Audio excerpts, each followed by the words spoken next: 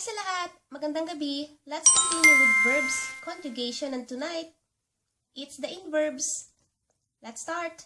Let's have 3 examples for the in-verbs, and for our first root verb, let's have kain. Kain. Kain. Eat. You can also find kain on our previous video, the verbs. That is because some Tagalog verbs can be both a mag-verb and an verb, an verb and an in-verb, or a mag-verb and an in-verb. It depends on the focus of the sentence. In-verbs are object-focused verbs. So, let's start with our first example, kain. To form the future tense of an in-verb, it's the first syllable of the root plus the root plus in. So we have the first syllable of the root word, our root word ay kain. So we have our first syllable ka. Ka plus the root kain plus in. So now we have our future tense, kakainin. Kakainin. Kakainin. Example, kakainin ng bata ang almusal. Or, let's have Jake again from the previous video as an example. Kakainin ni Jake ang almusal. Kakainin ni Jake ang almusal. So, let's have the previous example again with Jake eating breakfast from the previous video, the verbs, and Jake now with the in-verbs. Kakain si Jake ng breakfast. Kakain si Jake ng breakfast. And now, with the in-verb future tense,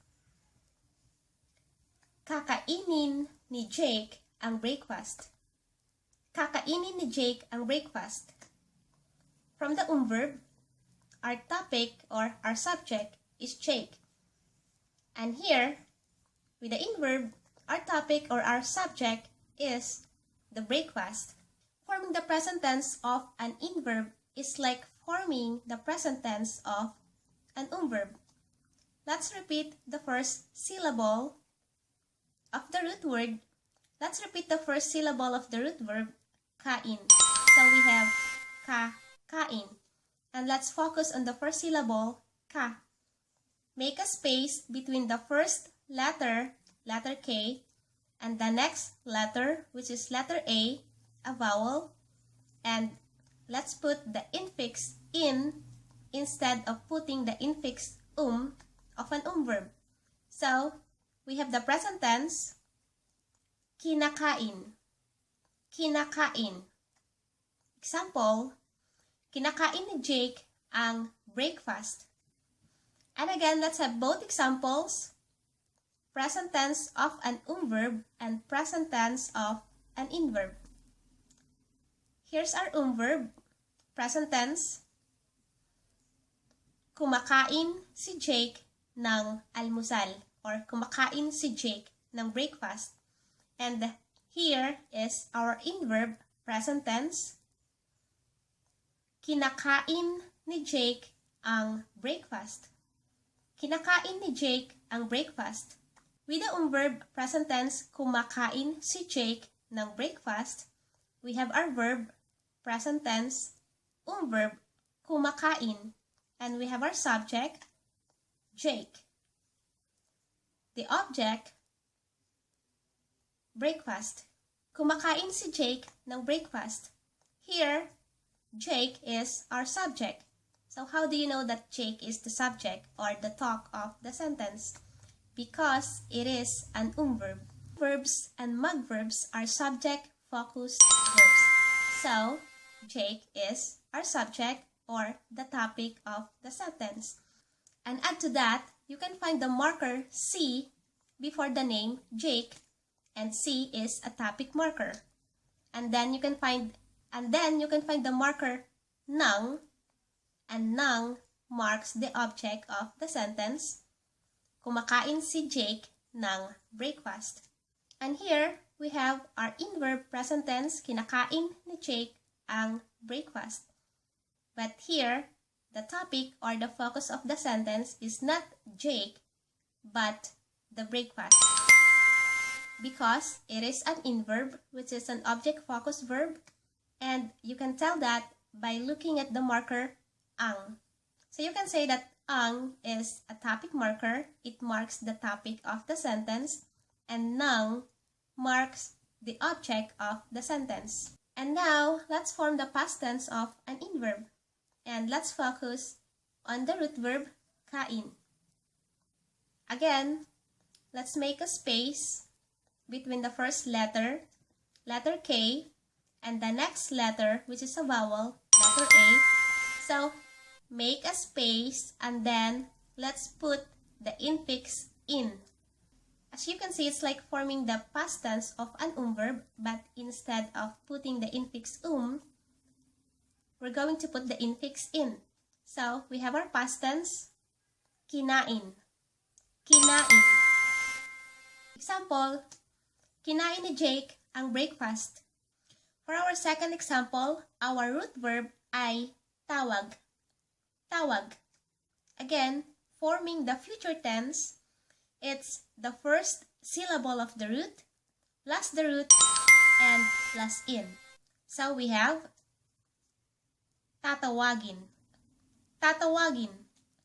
Example, tatawagin ko ang mama ko. Tatawagin ko ang mama ko. I'm going to call my mom. Tatawagin ko ang mama ko.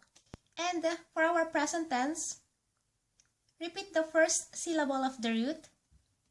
So we have ta, tawag, and then focus on the first syllable, ta. Make a space between the first letter and the second letter, which is a vowel, and then put the infix in. So we have the present tense, tinatawag. Tinatawag. Tinatawag ko ang mama ko. Tinatawag ko ang mama ko. Forming the past tense, let's focus on the root word tawag. Separate the first letter and the second letter, which is a vowel, letter A. Make a space and put infix in. So, we have our past tense, tinawag. Tinawag. Tinawag ko ang mama ko. Tinawag ko ang mama ko. And for our third and last example, let's have a root word that starts in a vowel. So, let's have alis.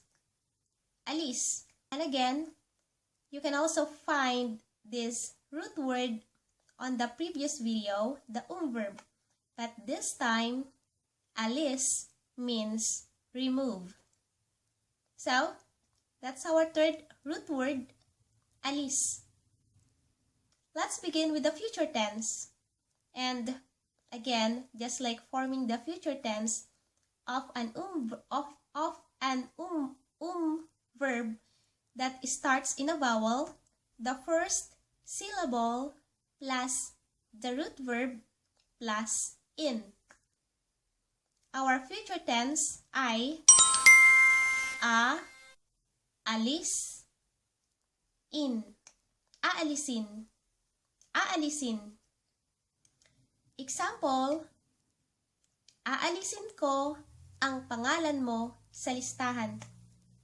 Aalisin ko ang pangalan mo sa listahan. I'm going to remove your name on the list. Now, let's form the present tense. To form the present tense, if the root verb starts in a vowel, in becomes a prefix. So, in plus the first syllable of the root plus the root word. In plus the first syllable of the root, plus the root, alis. So, we have inaalis. Inaalis. Inaalis ko ang pangalan mo sa listahan. I'm removing your name on the list. Inaalis ko ang pangalan mo sa listahan. And let's form the past tense. Forming the past tense, it's in. So in is gonna be a prefix again. In plus the root word. So we have in plus the root word alis, inalis. Inalis. Halimbawa, inalis ko ang pangalan mo sa listahan. Inalis ko ang pangalan mo sa listahan. Inalis ko ang pangalan mo sa listahan. Ayan lang para ngayong gabi. That's all for tonight. Hanggang sa muli. Until next time. Bye!